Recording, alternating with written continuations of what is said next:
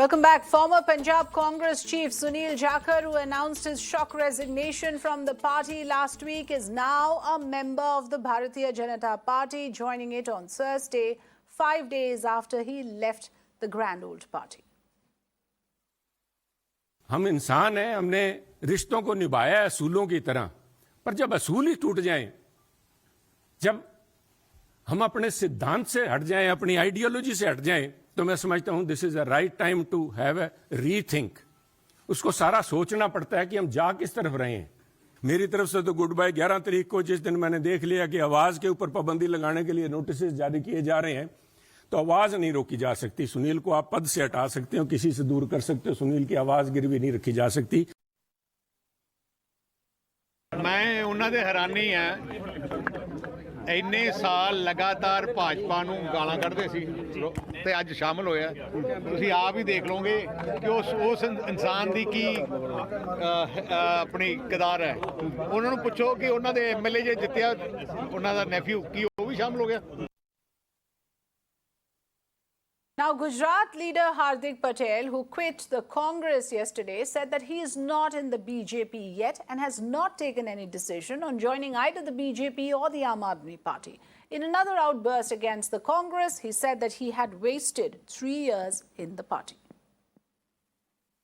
इस्तीफा देने की जब बात आई तो बड़ी हिम्मत से देना पड़ा है, क्योंकि 3 साल जो मेरे राजनीतिक जीवन और सामाजिक जीवन के मैंने बिगाड़े, ये 3 साल कांग्रेस में रह के, अगर मैं बाहर भी होता तो मैं कहीं ना कहीं पूरे प्रदेश के हितों के लिए और ज़्यादा मदद कर सकता था, काम कर सकता था। लेकिन मुझे जो भरोसा कांग्रेस पर था, उस भरोसे पर ना वो खरे उतरे, ना मैं खरा उतर पाया, ना मुझे काम करने का मौका मिला, ना उन्होंने कभी मुझे काम दिया। पहले भी पार्टी हाईकमान से इस बारे में बात कही थी कि प्रदेश में जो नेतृत्व तय होता है वो जाति के हिसाब से नहीं होना चाहिए।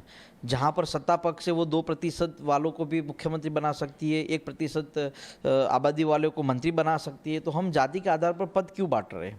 राजनीति कभी जाति के आधार पर नहीं होती। हाँ, वो स्ट्रेटेजी जरूर हो सकती है, लेकिन जाति के आधार पर पद बांटना नहीं हो सकता। और उसी के कारण प्रदेश में 30 साल हो गए, कभी भी गुजरात की जनता ने कांग्रेस को नहीं स्वीकारा। उसका मतलब यही है कि आपने कभी जातिवाद की राजनीति की तो कभी धर्म के आधार पर राजनीति की। Let me go across to my colleague Ranjita, who covers the Congress party and brings us the latest on the developments on that front. So, Ranjita, this is again a big development that we are tracking in terms of Sunil Jakhar now deciding to join the BJP. Hardik Patel says that it's unfair to give out this decision since he has not made up his mind yet. What do we make of this statement? इसका क्या निष्कर्ष निकाला जाए? हार्दिक पटेल के बारे में specially बताइए, उनका ये जो बयान अभी आया है, इसका क्या मीनिंग है? देखिए, कांग्रेस के लिए ये दुर्भाग्यजनक है। जिस तरह से कांग्रेस पार्टी 3 दिन का चिंतन शिविर उदयपुर में करती है और वहां जो डिक्लेरेशन कांग्रेस पार्टी की तरफ से जारी किया जाता है, उसमें युवा चेहरे को जो है वो ज्यादा भागीदारी देने की बात कही जाती है। कहा जाता है कि अंडर 50 जो संगठन है कांग्रेस पार्टी का, उसमें उनको 50% का आरक्षण दिया जाएगा। और इस घोषणा के ठीक एक दिन बाद हार्दिक पटेल सोनिया गांधी को पत्र लिखकर अपना इस्तीफा भेज देते हैं। आज जब उन्होंने प्रेस कॉन्फ्रेंस किया गुजरात में, तो कांग्रेस पार्टी पर गंभीर आरोप लगाए। सोनिया गांधी को भेजे इस्तीफे में भी उन्होंने यही कहा कि कांग्रेस पार्टी को सिर्फ और सिर्फ सरकार को घेरने के अलावा, मोदी सरकार की जो बुराई है वो करने के अलावा अपना कोई विजन कांग्रेस पार्टी के पास नहीं है।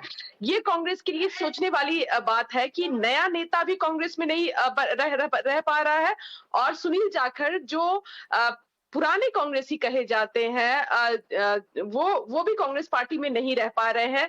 वो कह रहे हैं कि उनकी आवाज दबाई जा रही है। और कांग्रेस जो लगातार ये कह रहा है कि हम अलग अलग जो दावे हैं, जो वादे हैं, उसको पूरा करेंगे, लेकिन अपने नेताओं को भी पार्टी में जोड़कर नहीं रख पा रही है कांग्रेस। और ये कांग्रेस के लिए बड़ी विफलता है, खासकर तब जब कांग्रेस पार्टी ये कह रही है कि 2024 के लिए हम नया रोड मैप तैयार कर रहे हैं। जब नेता नहीं रहेंगे तो रोड मैप किस तरह से और कांग्रेस पार्टी किस तरह से आगे बढ़कर काम कर पाएगी? ये कांग्रेस के लिए एक चुनौतीपूर्ण वाला समय है।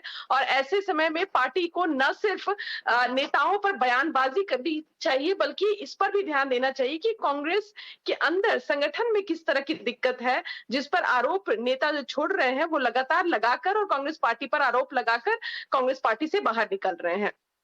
बिल्कुल, जो बात आपने कही कि आरोप भी लगा रहे हैं, कुछ टिप्पणियां भी कर रहे हैं, और इसके वजह से कांग्रेस पार्टी को इस वक्त काफ़ी embarrassment हो सकता है because of these kind of statements that are coming out. Thank you so much, Ranjita, for joining us.